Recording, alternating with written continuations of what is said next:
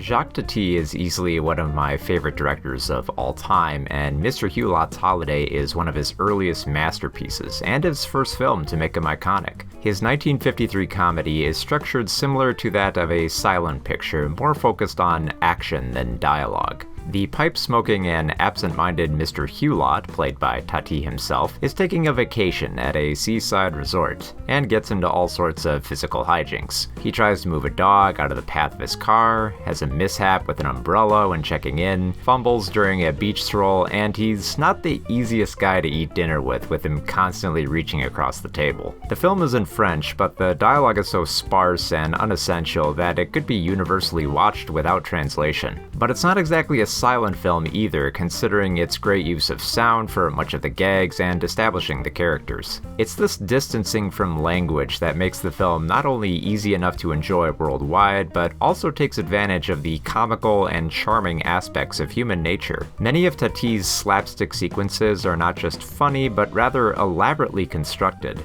In one noteworthy scene, Hulot is painting a kayak on the beach, and the waves bring his paint can away from him when he's not using it, and then astoundingly returns the paint can when Mr. Hulot needs more paint. Trying to comprehend how the scene was constructed is endlessly fascinating. Mr. Hulot's Holiday more or less set up the template for Tati's future films. He favors lots of long shots to take full advantage of his environments and always fills them with lots of action going on. The beach is filled with many sunbathers and swimmers. The resort dining hall is packed with patrons coming and going, with the door constantly being blown open by the wind. This structure better allows the viewer to take in Hulot's antics that focus more on his full figure than his expressions. The film was shot in the town of Saint-Marc-sur-Mer, just off the west coast of France. Tati had apparently fallen in love with this place before the war and vowed that he'd return to this place to make a movie. And it was just the kind of comedy needed after the war, where the French middle class would emerge. For making the town so famous, a bronze statue of Mr. Hulot was built overlooking the beach. And Hulot was such a brilliant character that he additionally appeared in Tati's future films of Mon Uncle, Playtime, and Trafic. While I still hold Playtime as the best Tati film, Mr. Hulot's Holiday is very close behind, as a remarkably hilarious and cozy picture.